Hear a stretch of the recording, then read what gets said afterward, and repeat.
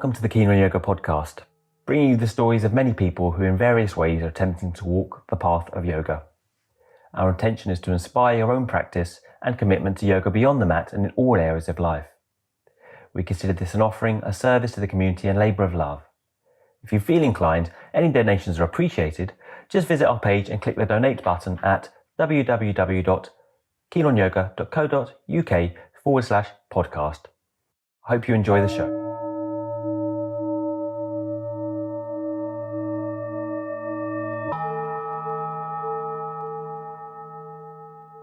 Today's guest on the Keen on Yoga podcast is Mary Taylor Freeman.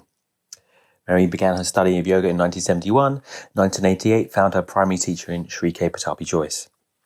She grew up to British parents and enjoyed a traditional upbringing regarding food. She had a healthy attitude to food until her first year at university, where she suffered a bout of anorexia. Interestingly, she sought to restore her relationship with eating through the study of food and cuisine in France, and she spent a total of 2 years in France, first at the renowned cooking school, l'École de Trois Gourmandes of Julia Child, and then working as a pastry chef in Paris. On returning, having regained a sense of equilibrium and her regular weight, she subsequently has devoted her life, alongside her practice and yoga teaching, to the subject of food diet, both on a personal level, as a passionate cook, but also as a teacher and writer. Here she adapts her traditional training to more health-inspired recipes, as well as speaking more generally about the subject of food. In this regard, she is the co-author of the profound What Are You Hungry For? Women, Food and Spirituality. The following conversation involves a most candid discussion from both Mary and myself on our feelings and relationship with food. We hope it may serve as some source of comfort or even assistance for any who have experienced confusion or struggles in this area. Welcome, Mary, to the Keen on Yoga podcast. Thank you, Adam. So just give us a little overview of, did you grow up with an interest in food? And what was your experience of food growing up?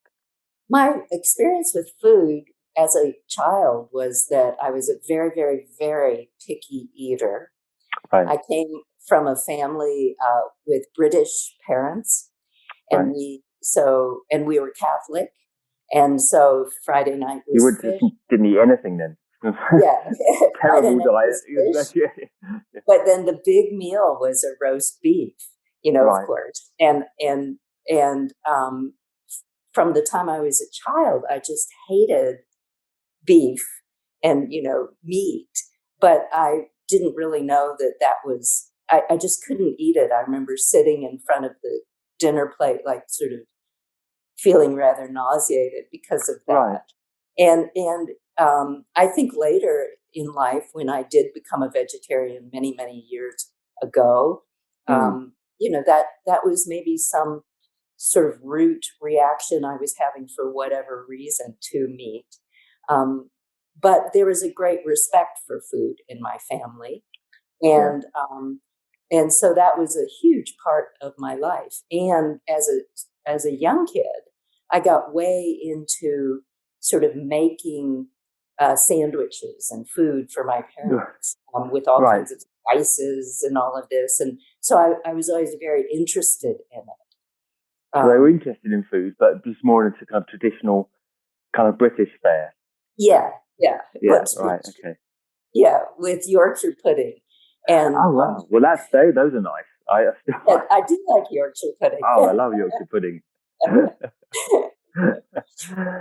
Right. Okay. That's this interview, the sharing between me and Mary, that's different to my experiences. I didn't really have any background in food. I honestly say I didn't know how to boil an egg when I left home. I didn't know anything about food. And I got in, I share this, and many people know this, but I got into vegetarianism because I didn't know how to cook for myself. And I landed at university in London, and I just living out of cans. And then I got introduced to the Hare Krishnas.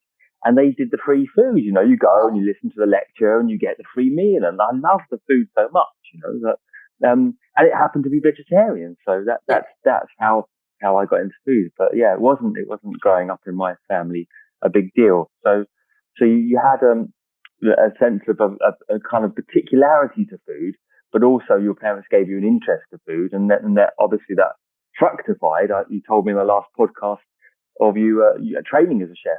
After you did a degree, you did one degree in academia and then It was midway through my Right. bachelor's degree. And it was during that period of time where it was actually during the Vietnam War. That's how old I am. Oh my God, you are so old.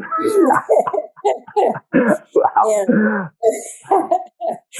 And so on campuses, there was just a huge amount of turmoil in reality, very much like what's going on Yeah, today. right. Mm-hmm. And I during that period of time, one of my responses to the stress of university, and also in retrospect, I realized many years later, in response to people being part of the quote unquote anti-war movement, which I was very, very moved by myself.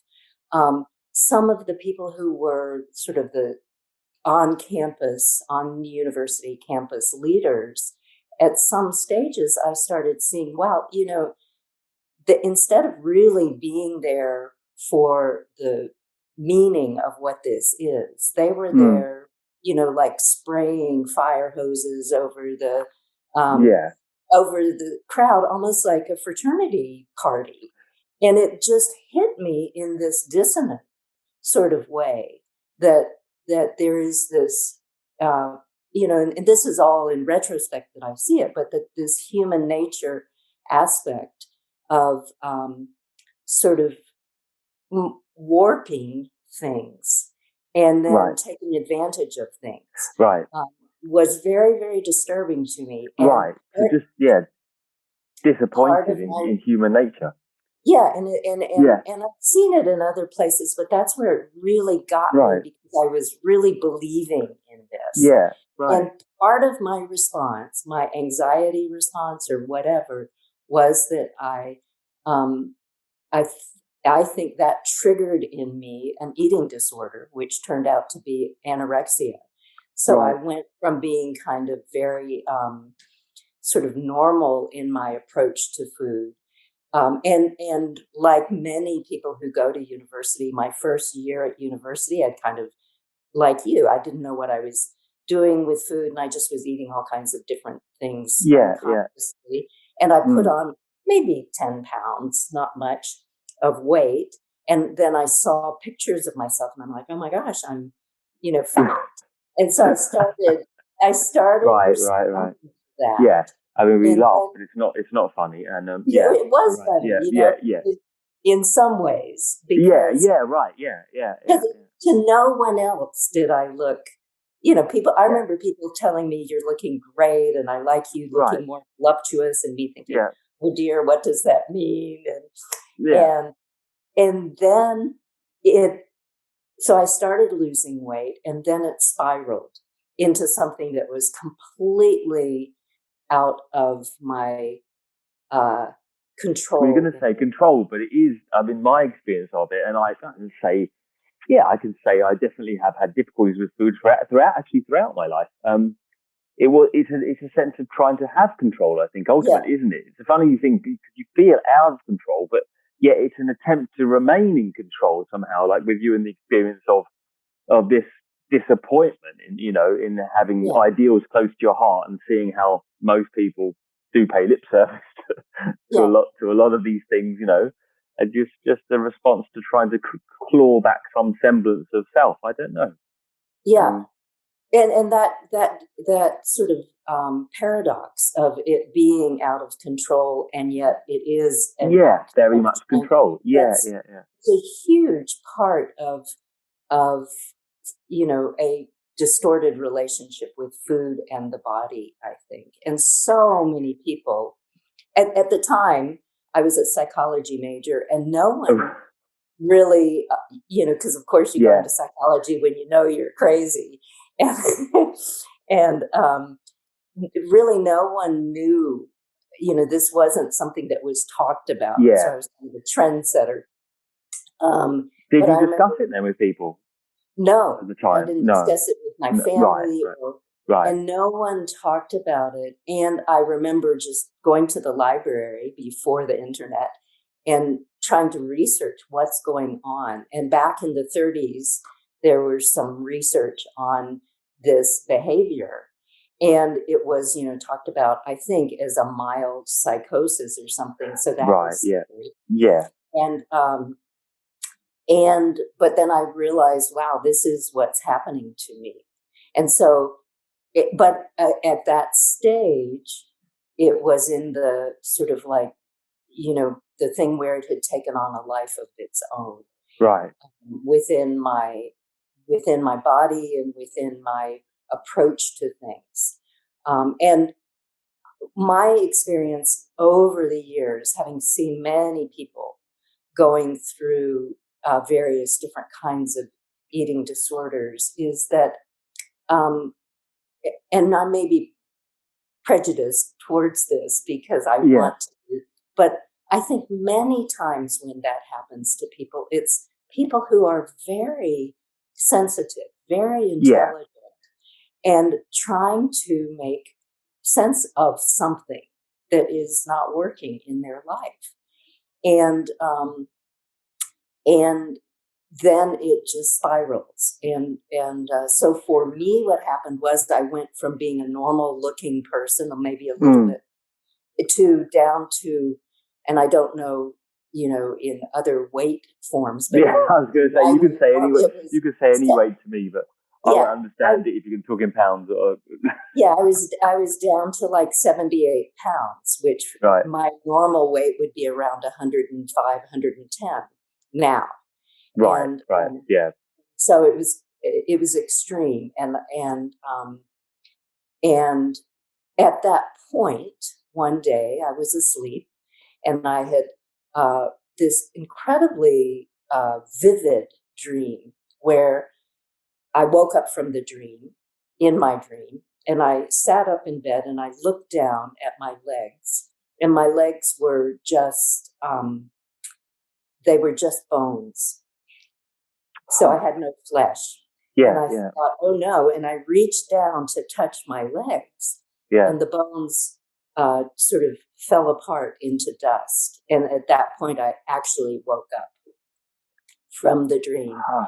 And I was so shocked by this dream and realized, whoa, I'm going to die if I keep doing this. Right. And so it was at that point that I thought, I don't want that to happen. And a little while later, it struck me, I want to go study about food because food is my enemy. And I want to, I love food, but it's my enemy. What's up with that? And so I was before it became your enemy, but at the stage when you were in that process of addiction, what other thoughts around it did you have? Like just to kind of, as it were, so using an appropriate metaphor to flesh this out a bit. what kind of, nothing else came to mind. What other kind of thoughts did you have around it? Like, why were you doing it? After a while, why were you doing it? Just to get, was it about the way you looked as well? Or just a withdrawal from I suppose self-esteem as well, isn't it? You're young. We're in a group of many people, our peers around, right? Like there's a sense of uncertainty about oneself. Yeah, it was very much based on two things. One is when it first started happening, it was this thing of, all these people around me have, been on diets and it doesn't work. And look, for some reason, I have this strong will, which is probably why I love Ashtanga. And I love, doing, taking the bull by the horns.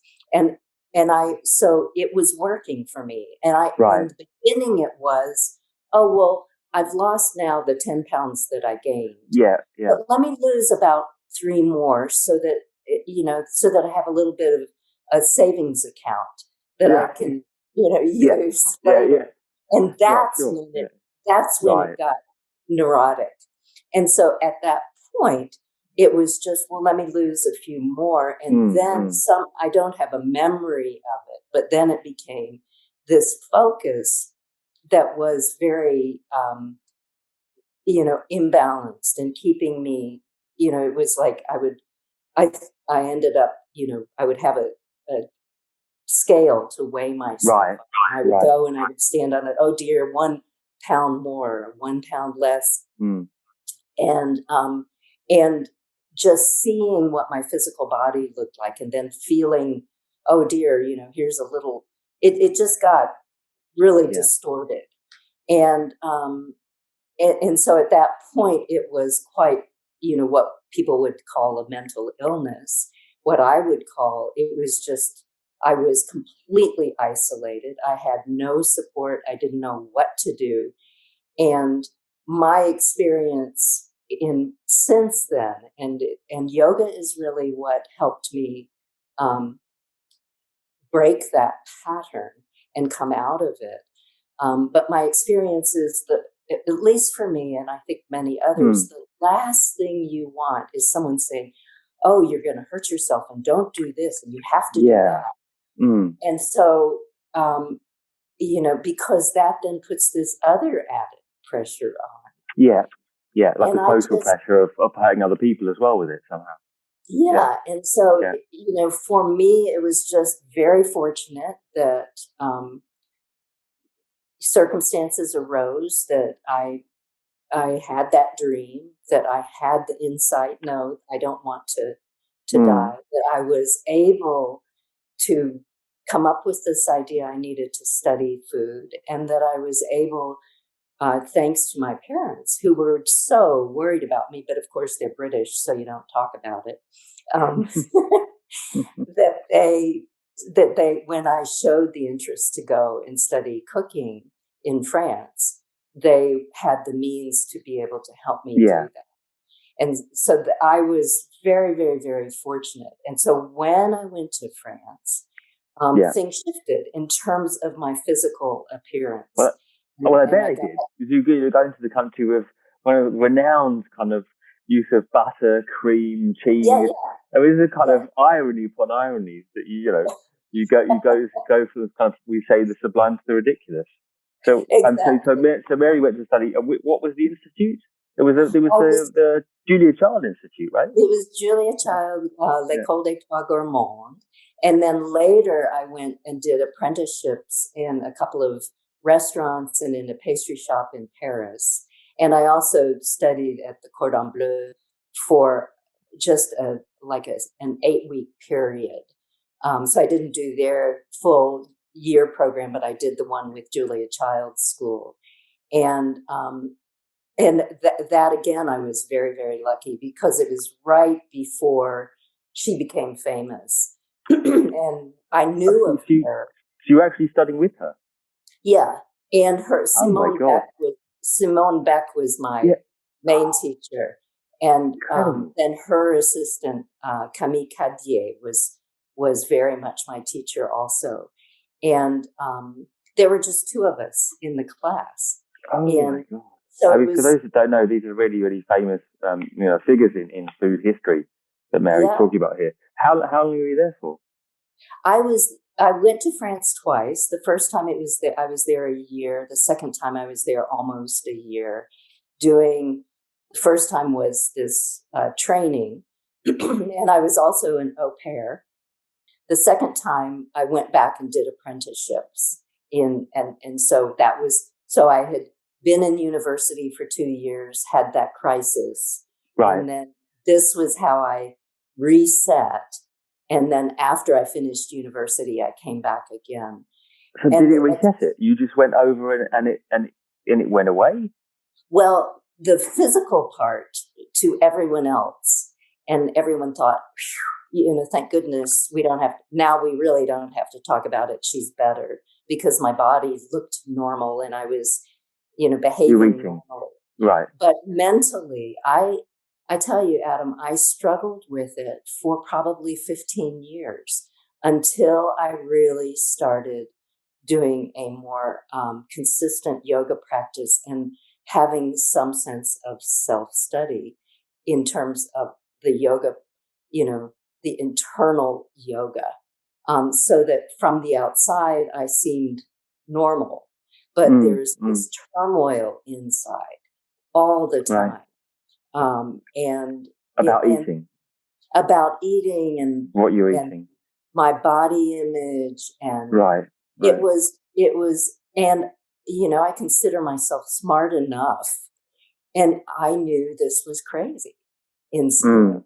But it's beyond rational, isn't it? It's not. It's kind of nothing. Yeah. I mean, from my experience, it's nothing you can really figure out. And I suppose there's seminal moments for you, the legs. For me, I remember actually. For me, I tell you what happened. I fell off my bike and I was cycling. I used to teaching yoga, right? And I was cycling back from teaching a class. I fell off my bike and I had so little flesh that it just completely took the skin off my arm so badly, like in a way that I hadn't seen, I hadn't been used to, it shouldn't have done that, and I realized that, it wasn't, it was just that the flesh wasn't good, that the skin was so thin and that there was no protection there. Yeah. And I just kind of think, there's seminal moments, isn't there? I mean, I think. What do you think triggered it for you?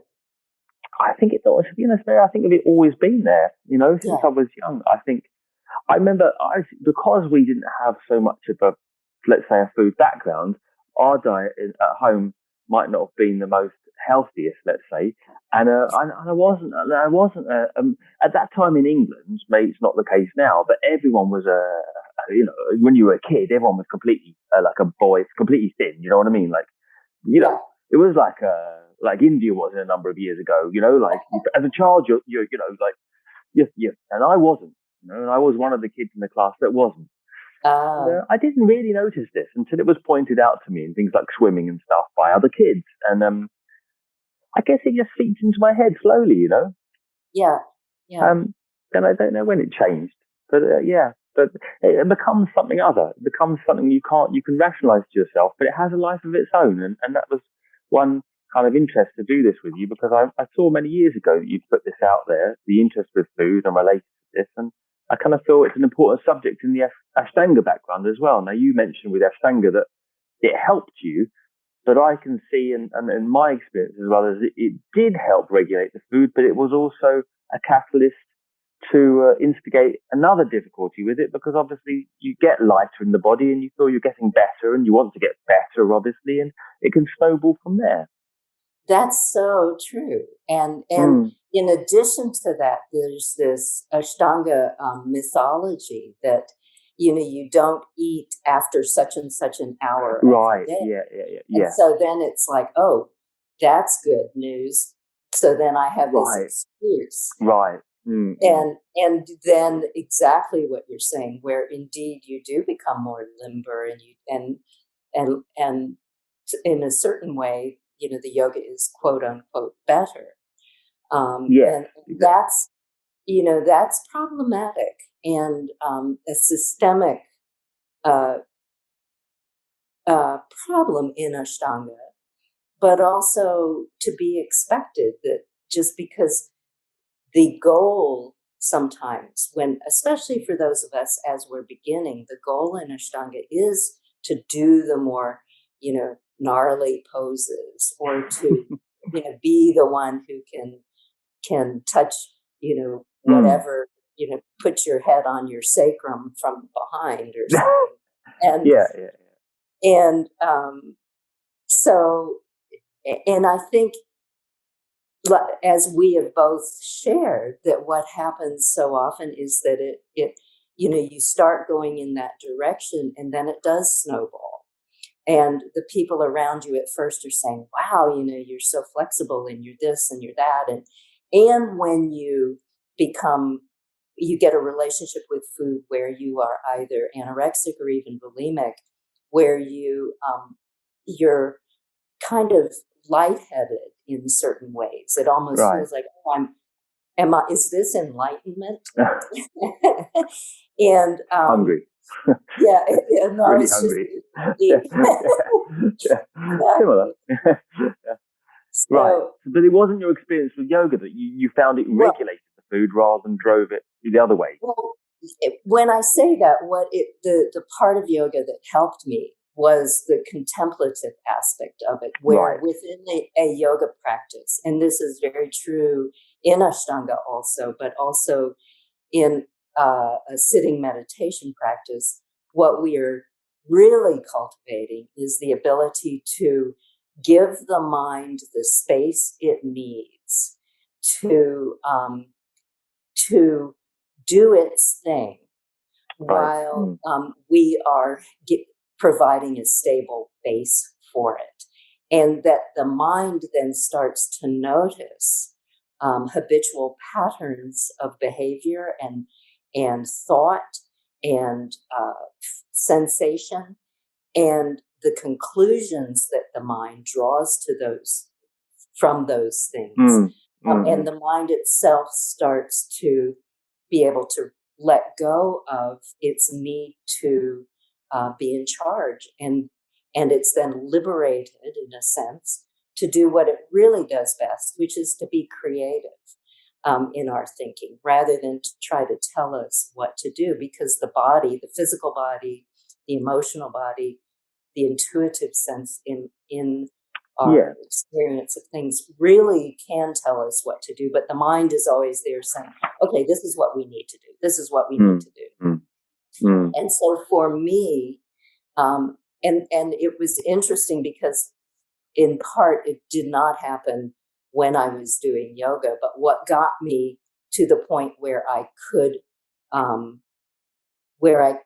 eat more intelligently was to start watching the entire process of my my attraction to eating, my aversions to eating, my eating in unhealthy ways or not eating, and then how I felt afterwards. So for instance, I went through a phase once I had gained weight where I would still not eat for long periods of time, but then I would eat a lot.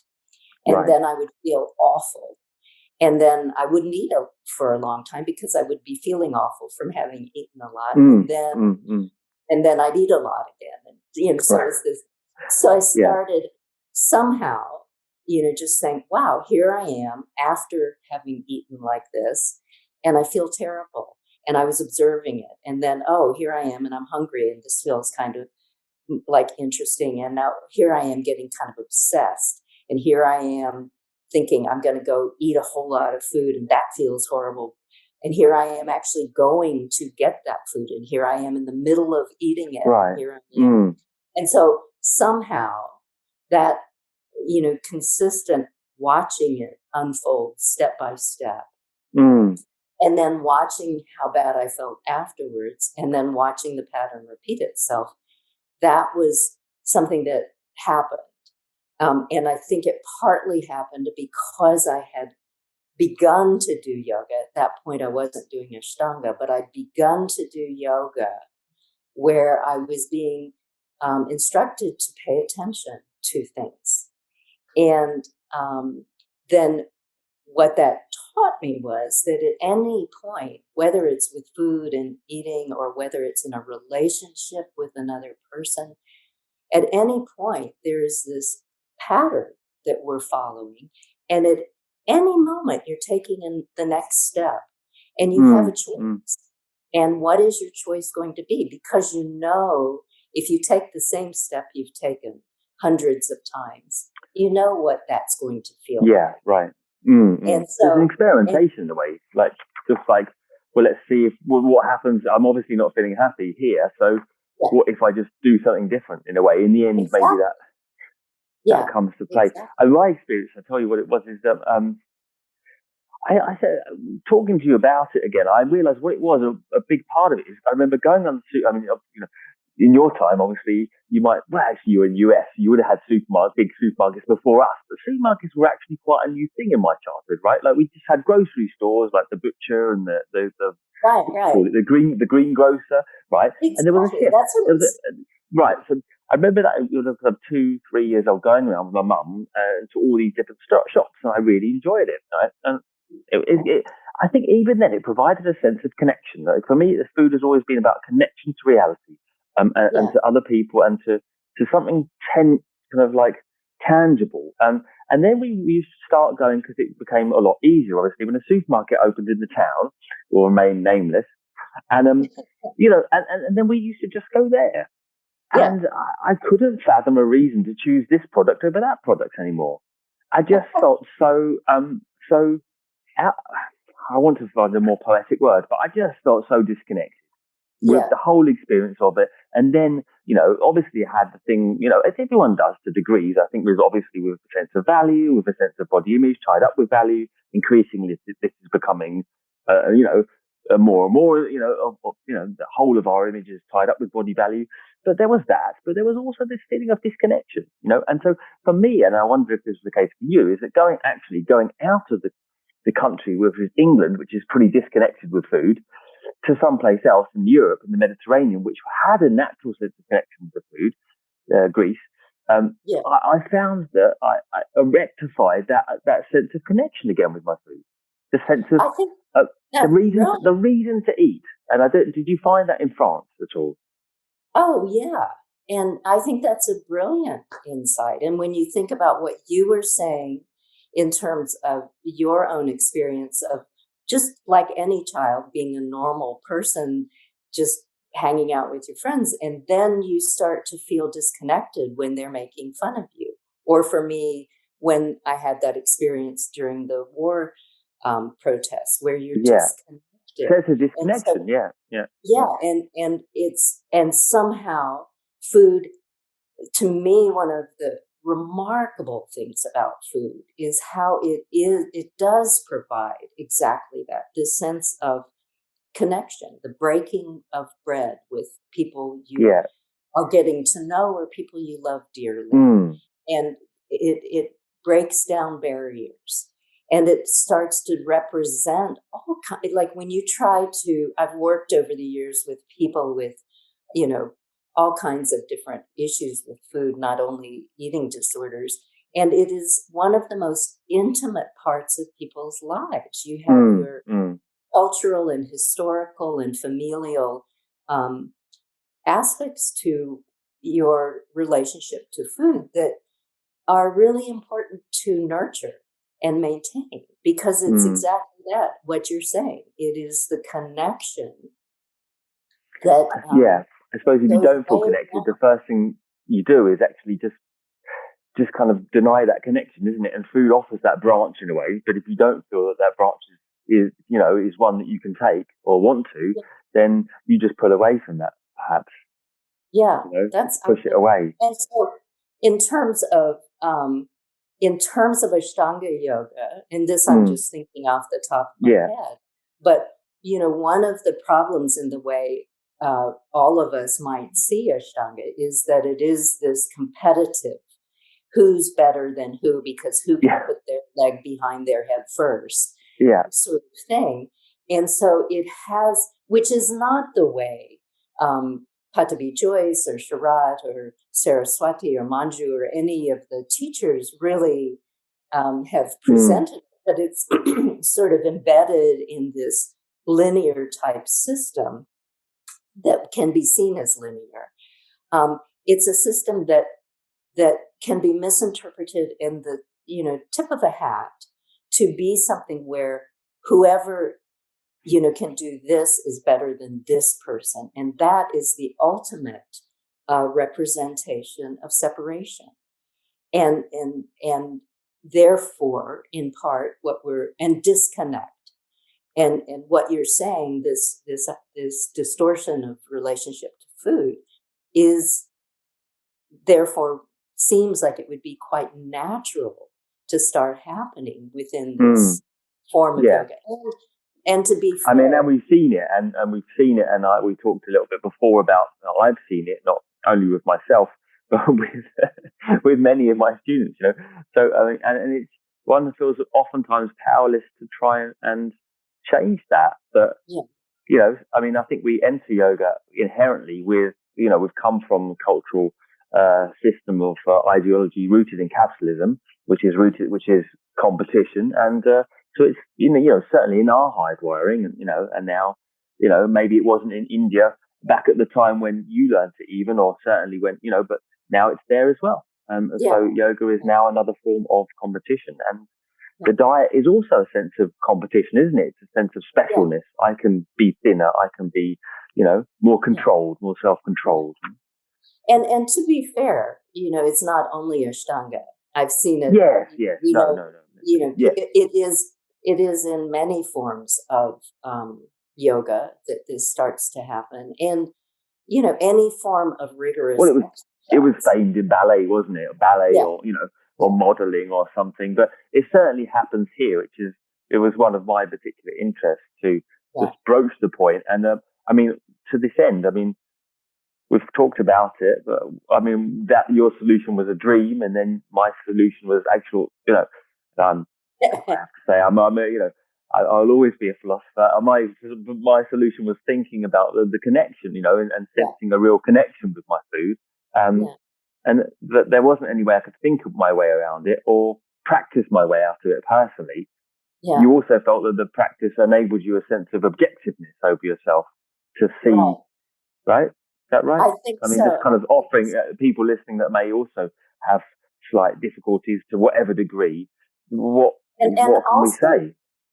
Yeah, the yoga practice, really solicits in us it's an invitation to look at things more deeply and to find meaning in life that is deeper than our own corporeal existence. Right. So when you start really studying yoga, even people who don't have difficulties with food and body image, etc., there comes a point where you realize there's more to it than this, than just rolling out my mat and doing my asana practice. And that the real benefit of yoga is that it breaks down our illusion of self, and it really gives us the opportunity to see how we connect with everyone else, and how we are part of something far bigger than our own little, mind and our own little story that's going on. And so it gives us, there is this invitation, we're solicited to find meaning in life. And once you have that invitation to look for something more meaningful than how much do I weigh or what posture can I do, then those things, and in a way, this is what happened to me, rather than trying to change the pattern, it just slowly, I let it go slowly, right, rather than trying to make it change. And in a way, you and I have talked about the Gita, and when I've been before, and when I have been working with the Gita in the last year or so, couple of years, this idea of non-attachment to the fruits of the actions is really what we're talking about here. Because if you are thinking, well, I have to fix this problem that this student is becoming, obsessed with food and diet, etc., or that I am, then it exacerbates the problem. It can. But and because you're attached to the fruit of that act, rather than providing a context for insight. And that can happen. And fortunately for you, fortunately for me, it happened spontaneously. But I have also known a couple of students who have died from from eating disorders. And there's a wonderful young woman in the United States, Chelsea Roth, who's very young, who got into an eating disorder pattern when she was like 12 or 13. And actually, she now teaches yoga because yoga is what helped her. Right. And she, at the age of 15, had a stroke from because from this. And so, it is now becoming a thing because people have heard about it, because, there is more pressure. It's becoming something that's a big problem. What happens if someone's listening and says, well, that's very nice, but I don't feel any of that. I'm still obsessed with food and my body, and I'm not really getting that sense of inquiry in yoga, because it doesn't come all of a sudden, right? Like, is there any practical things that we can offer that you know, I mean, you were obviously, you know, a trained chef, and then you became a vegetarian chef, you know, so you know all about food and diet. Is there any particular foods that you've used in their healing capacity, or, you know, any practical instruction that we can suggest here? You know, I wish there were a one silver bullet. Yeah, of course. Yeah. I did write a book many years ago. It was published in 2000, called "What Are You Hungry For? Women, Food, and Spirituality." And it's a book where we looked at this idea of how do you find something more meaningful in life. And for each person, it's different. And then then there are also things that, like little practical things you can do, like simple little things. The thing that worked for me was watching the pattern come and go. But another simple version of that is if you have the urge to have a distorted relationship with eating, either overeating or, you know, being starving and denying yourself food, saying, well, okay, I'm going to give myself 5 minutes right now before I act on that urge. So urges and desires, right? You know, just when you notice them arising, pause. And in that pause, before you act on it, before you run to get, you know, the donut that you were longing for, before you know, stop yourself from ever eating again that day, pause and really, if you have the consciousness to do that, the awareness to do that, you also have the ability, the awareness to come into that moment and say, what do I really want to do here? And what is my body telling me it needs or doesn't need? Because our bodies really know. And if your body is dying of hunger, or if you're really full already and you're wanting to eat something, the body knows that. And then, so you just pause, and then you take an action, and maybe and that action may or may not be based on the truth of what you're perceiving in your own body in the beginning. But if you keep doing that, and you keep the sense of natural intuition, pausing and checking in with the body, like getting to know your own signs of hunger, because what we start recognizing is that anxiety and anger and fear and some of these things that are very powerful emotions, if you pay attention to yourself when those things arise, you might find that some of the same physical sensations start to happen in the body when hunger arises or when you're satiated from food. So in other words, the mouth can become dry, the stomach can become tight, or you know, there may be sort of sensation in the stomach area that your mind is interpreting as one thing, but in fact it has to do with hunger. So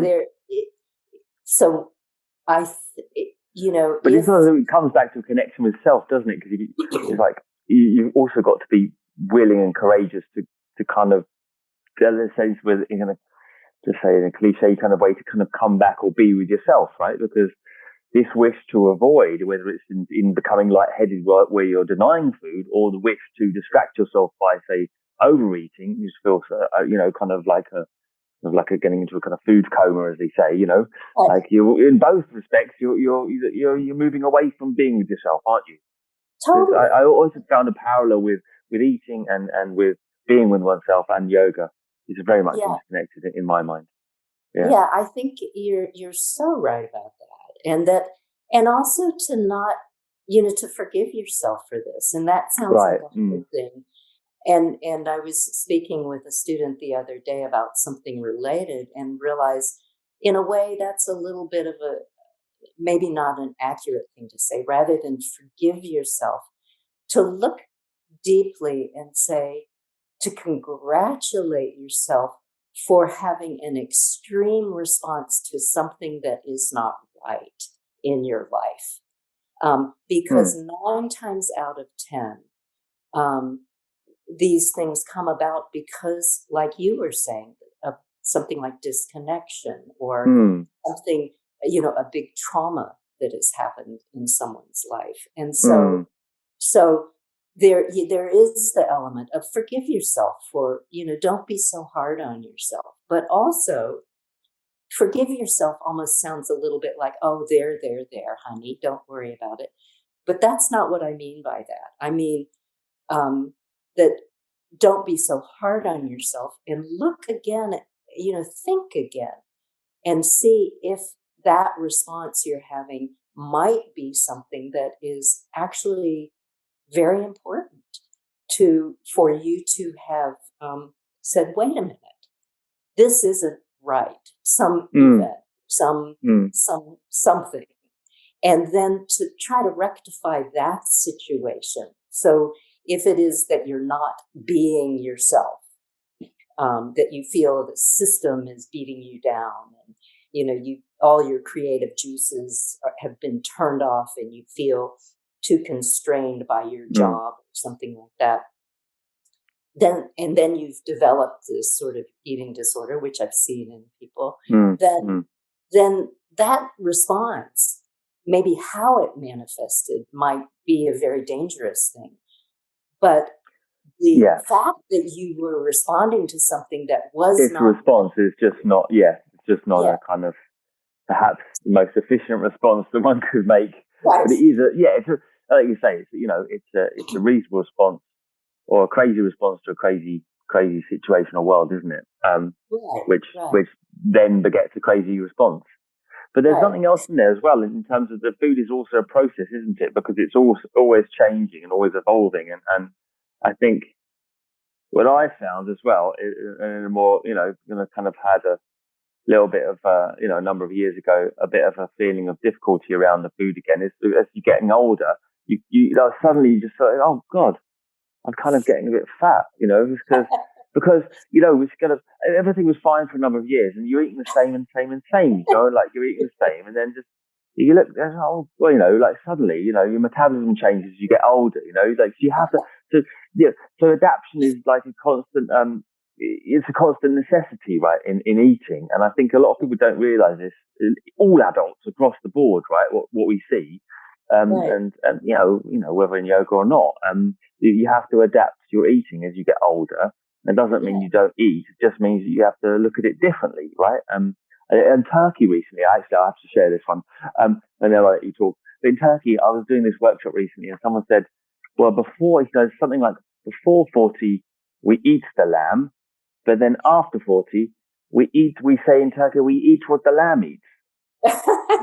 And I said, oh, that's really good. I'm going to use that because I've always been trying to write something on food. And I looked at him and it didn't look that was the case. It didn't seem that was the case. So I said, and he goes, no, I don't. That's just what we say. I don't do that. I eat lamb. I love lamb. Anyway, but anyway, over to you. It's funny, isn't it? I had to share that. But the idea that we have to adapt the diet is really tricky because you think, oh, I've got it. And I felt for a few years, I've got it in the bag. I just have to practice yoga and I have to do this much exercise and I eat this much. And everything's fine. I had it, and then something shifts, something shifts again, and you think, oh, actually, it's not working anymore. And I have to look at it again and retry. And I think in my reshift, something went a bit wrong again, and yeah. Yeah, life is so unfair. We just get it figured out and it changes. That's right. Exactly. Yeah. And I think in terms of actual foods, I have the things I eat and the style I eat in, and et cetera. But I think looking at foods... Has that changed a lot? Does that change a lot? Yeah, I think definitely since my days working in a French pastry shop. Yeah, right. Not so many croissants de beurre anymore. No. But I think, noticing, and the the body seems more sensitive to this as I get older, but noticing when foods make me feel kind of lightheaded and foods make me feel more grounded. Right. And the foods, for instance, I got sick with an autoimmune disease 6.5 years ago. And so I started experimenting with all kinds of shifts in my diet that were recommended by different people from different places, which is a whole nother story. And but one of the things for a long period of time I took out totally from my diet was grain of any sort. So that meant no rice, no quinoa, no wheat, no no rye, no barley, any kind of grain whatsoever. Right. And I found in doing so that I could not ever feel grounded. And so I would eat inordinate amounts of things that would almost try to give me ballast. Not inordinate, but I mean, I would really eat a lot of potatoes or a lot of things that make me feel grounded. And then when I realized not eating grains didn't help my autoimmune disease at all, I started reintroducing them. And there was so much more balance in what I could do. And I did feel that I could then feel connected to earth and then know what was really helping or not helping in terms of my illness.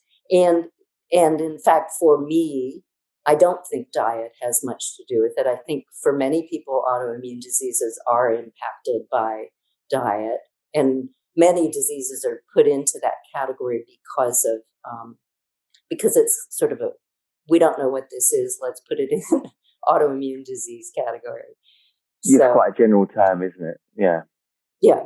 But anyway, I think the point of that is that being foods that make you feel grounded, and then protein sources. So many of us who are vegetarian. What kind of stuff do you eat then? If you don't mind me asking. Yeah. What does your diet look like? Yeah, my diet vegetarian. I'm completely vegetarian, have been now for, close to 40 years. And when I was pregnant with our son 30 years ago, I thought, okay, I'll just open my mind and eat whatever I want to. Maybe I'll eat meat now. And I really kept that as an open option. Right. And I didn't want to eat meat. I mean, it didn't feel like it. But I do I do not eat so much dairy. So because I don't like the taste of it much. Right. But I do eat grains, and I do eat beans and lentils and pulses, and we eat so many vegetables. So I'm always just preparing different kinds of vegetables, but at pretty much every meal, I think it's very, very important if you're vegetarian to have,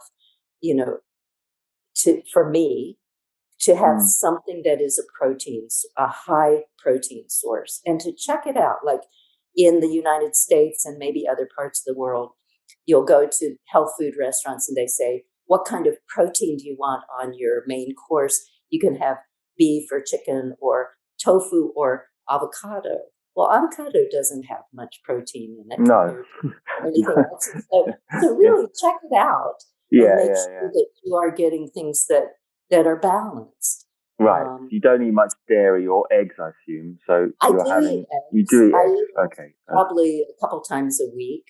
For me, they do really, really well. And I eat a lot of nuts and seeds. But I also, to this day, and I hope until my dying day, I am open to thinking, well, what do I really feel? What is my body calling out for today? Because so you're still open even after all these years to the question of meat. You still, it's becoming less and less that I would even consider it because of I did not go into it as much for the reason of not I went into it because of the humanitarian aspects. Right. And then now, in addition to that, there is so much environmental problem with overconsumption of meat that I don't have the urge physically to have meat or even fish. I don't eat fish.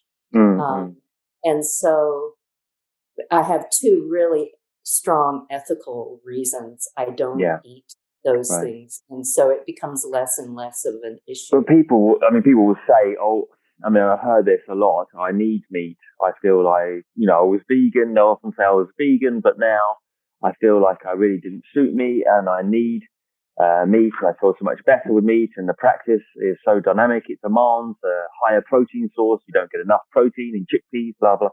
What do you think about that? I mean, I think that I think it is. Is that possible? I do think it's possible. Right. I think it's a very individual thing. Right. And I think that many, many, many vegetarians do not understand how much food you have to eat. And you may experience that are you vegetarian? Yeah. Yeah. And, I find that, when you are vegetarian, you just have to eat more volume than you might expect. Even me, and I'm small and I'm relatively thin, and I eat so much more than most people I know, which in a way is good, great. Yeah. And it's good, and because you process it pretty quickly, but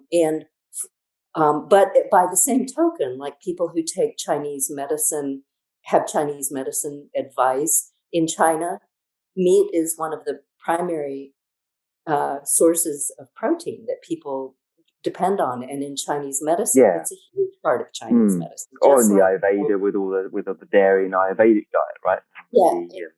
Yeah, and so I think it's a matter of finding what actually works for you to find clarity of mind and strength in body, and that if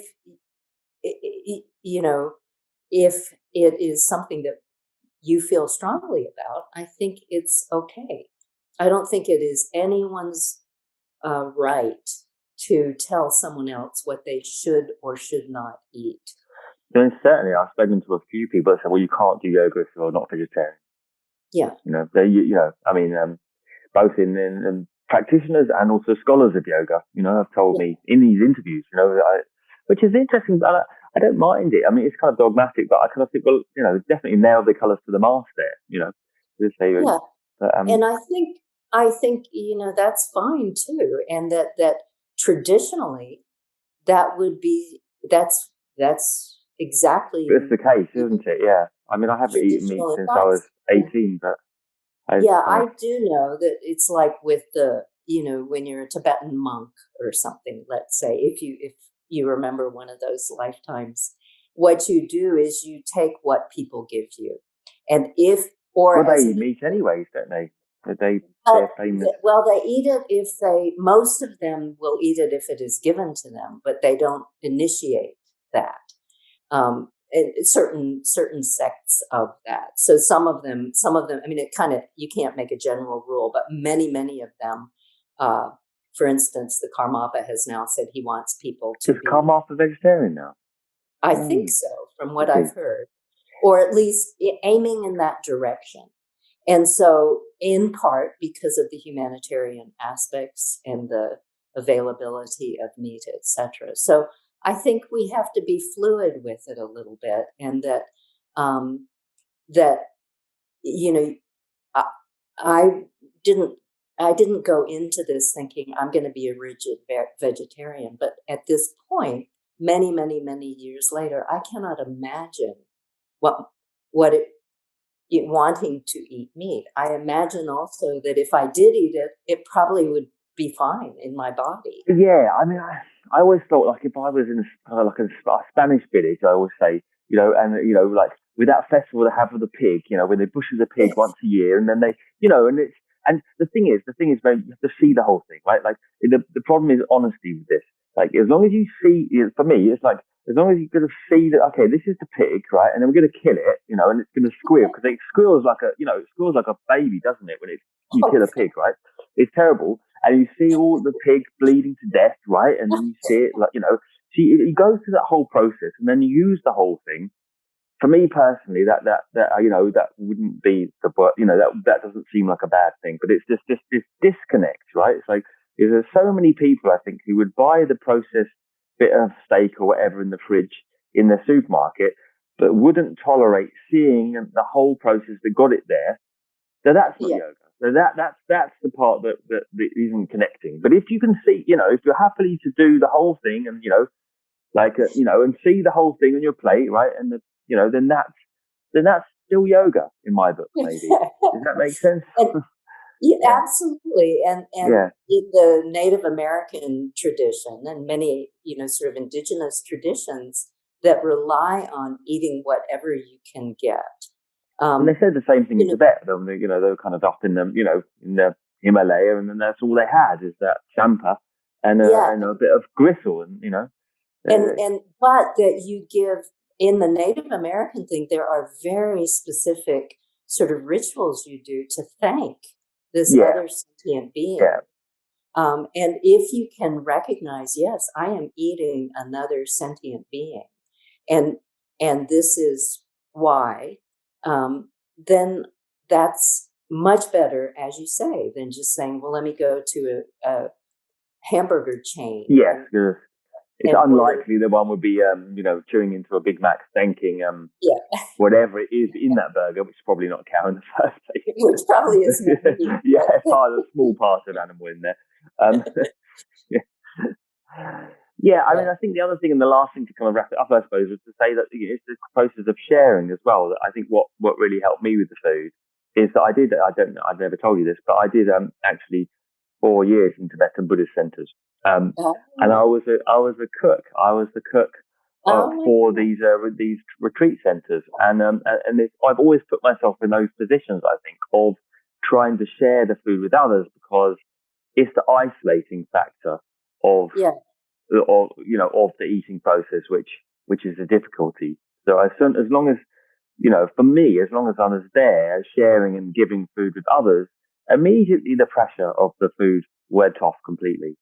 That's, you know, putting yourself in those positions, because it's easy when you have those feelings not to want to be in those positions, right? But if you're there with others and eating with others, then the weight was off. Oh, that's just wonderful. That's wonderful. But Tibetans, they're happy to eat anything. They like the vegetarian foods. They like a bit of meat. They don't, you know. But it's the share. I think it's the sharing of the food which really comes down to that, you know. And I think you're right. And for anyone who happens to see this, who's struggling, you know, at any level with this, to just know that you're not alone. That you know, connecting with someone you trust and being able to be really honest with yourself, and patient, and that those are the things, you know, I think really truly the connection to others and the connection to yourself, those are what will help to heal the sort of imbalance that is manifesting. And it's not one food, it's not one activity, it's not one controlled thing you can do. It is really, you know, softening and connecting and being real. Wonderful. Yeah, I mean, there's no easy answers there, but I mean, I think, you know, we covered a little bit, and hopefully we provide some food for thought, as it were. Over I always have to end on a more fun note. What foods do you like and what foods do you not like? Your favourite foods and foods you can't eat or can't stand eating. Let's see. Foods. Some of my favorite foods.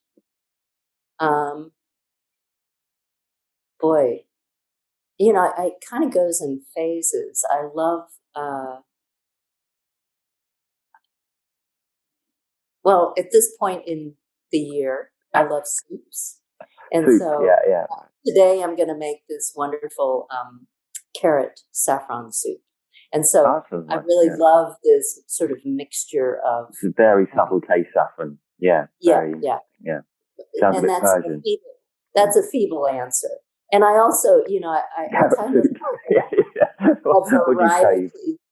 a variety of flavors. Right. And foods that I don't like, which this is awful news to me because I've always really loved spicy foods. But within the last couple of years, and even though we've been spending time in Thailand, I can no longer, I'm in a phase where I can't eat super spicy foods. Yeah. That happened to my dad, and I think it might be happening to me as well. Yeah. So that's really unfortunate, isn't it? I do like some coffee, but if I drink too much coffee, I feel like my face is going to fall off. So I limit that. And I am not a huge sweets person, but I like salty foods. So. Yeah, that's pretty good. Yeah. Sounds about right. Okay. What should I say? Yeah. Well, I tell you, if I'm completely honest, I tell you what I'm addicted to. I have to get it. Well, I now can get it in England, but I used to have to literally order it from the States because we lived in Vancouver, so I got a taste of the Vegenaise. Vegenaise, yeah. Because I used to love mayonnaise as a kid, right? So I didn't want to eat that anymore. So then we had this English brand called Playmill or Plamil, and it was just disgusting, really. But it wasn't a mayonnaise at all; it was rubbish. But somehow we've discovered this Vegenaise or Vegenaise, however you want to say it, and so I'm addicted to it. So now we're in France. I've got I ordered it just before Brexit, a whole bunch of it over to France. So I hope it lasts for a while until somehow I can find a new source of it. That's great. Yeah, that's ridiculous. Anyway, that's a light-hearted end to our serious conversation. So please let us know when you do it, and thank you very much, Mary, for joining me. It's been a wonderful time. Thank you so much.